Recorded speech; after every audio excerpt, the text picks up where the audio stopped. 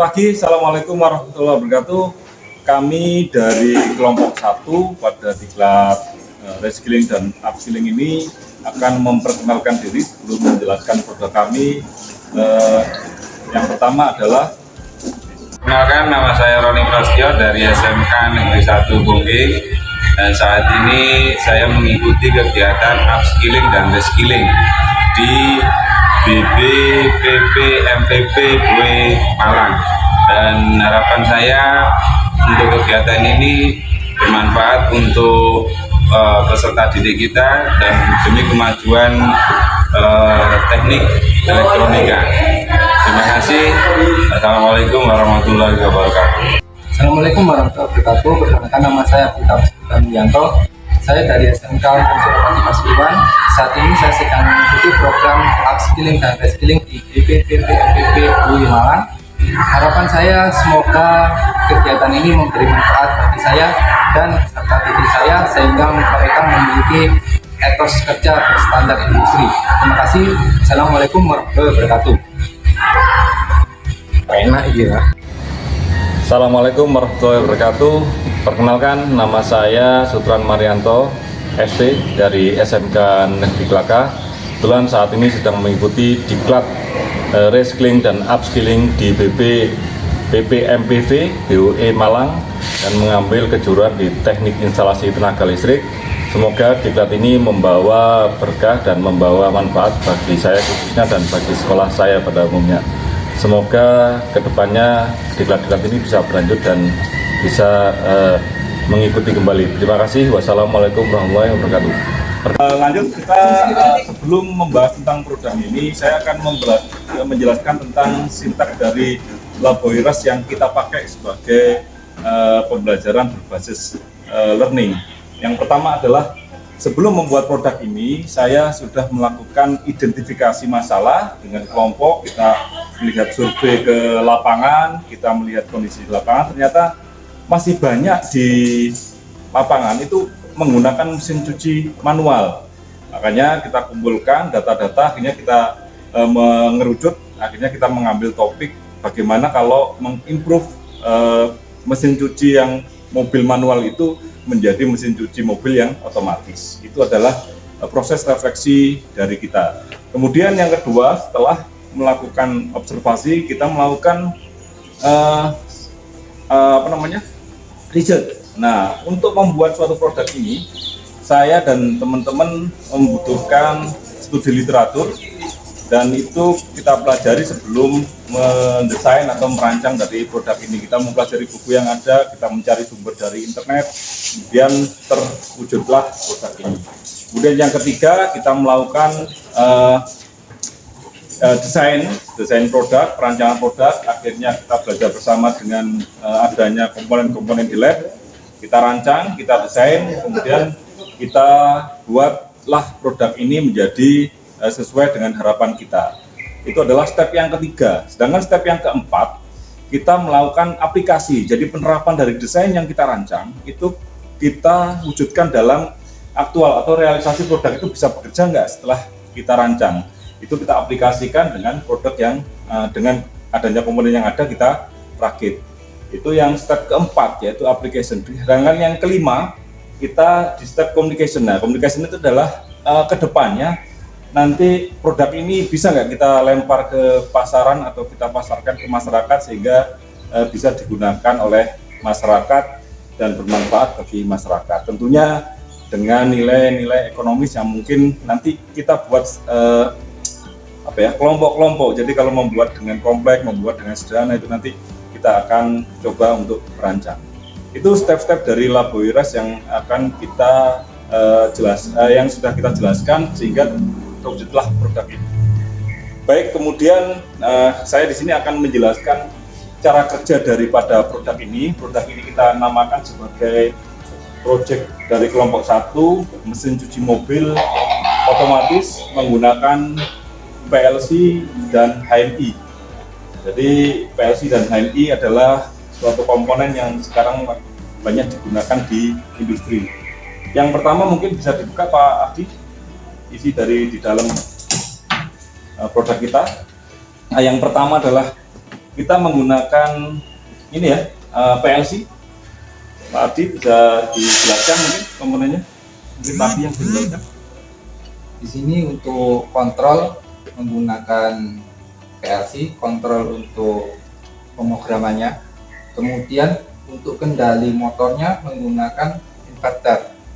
Jadi dengan adanya inverter ini kita sudah tidak menggunakan relay atau kontaktor lagi. Jadi untuk membuat setting motor putar kanan atau putar kiri atau start, delta, start saja itu include bisa disetting melalui inverter ini tanpa menggunakan kontaktor. Nah, jadi lebih sederhana, lebih hemat kabel gitu ya. Nah, tentunya untuk PLC di sini karena outputnya menggunakan arus DC sehingga membutuhkan power supply. Di sini terpasang power supply untuk mensuplai daya atau energi yang digunakan untuk menghidupkan PLC. Sedangkan dari PLC ini diinvertingkan ke inverter, jadi outputnya DC akan dirubah menjadi AC sehingga bisa digunakan untuk menyalakan motor listrik. Baik, Pak Ardi untuk yang bagian depannya mungkin. Nah, ini adalah perangkat yang dinamakan HMI atau Human Machine Interface. Di sini kami menggunakan produknya Omron.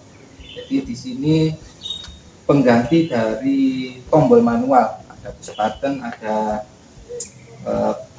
pilot lamp, indikator dan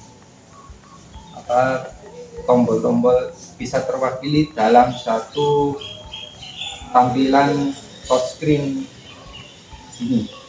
Jadi gitu, Pak.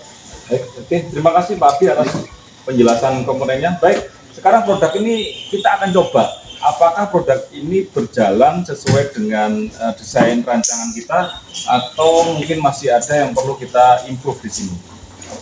Yang pertama, mungkin saya dibantu Pak untuk menjalankan produk ini bagaimana? Untuk produk ini untuk mengawali itu harus kita tombol start. Selama tombol start itu tidak kita sentuh, maka limit switch 2 dan 1 itu tidak berfungsi. Itu sebagai protection untuk produk kami, sehingga limit switch itu meskipun disentuh oleh orang tidak sengaja mau sengaja, dia tidak berfungsi selama tombol start tidak ditekan.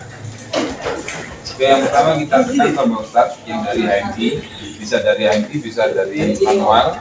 Nah, kita start. Nah, ketika start maka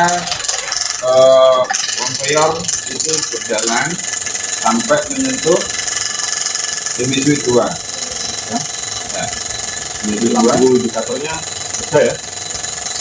Oke, limit switch 2 itu fungsinya untuk menghentikan motor atau conveyor. Kemudian di jeda waktu 3 detik kita buat 3 detik, tapi kalau di dalam kenyataannya kita sesuaikan dengan kebutuhan. Ini sudah dari awalnya itu dari air, kemudian jeda ke sampo, kemudian ke air lagi di indikator yang di luar sama di HMI itu sama, jadi kita samakan. Nah, kemudian ini di blower itu mengeringkan itu selama 10 detik. Setelah blower berhenti, kemudian jeda sebentar atau 3 detik, kemudian motor reverse atau kembali, kompresnya kembali sampai menyentuh limit switch 1 atau di awal tadi limit switch 1, motor berhenti, proses selesai. Apabila terjadi trouble, Pak, Apabila terjadi trouble di dalam prosesnya mulai dari awal, kita tekan tombol emergency sehingga semua proses mati dan ada indikator warna merah.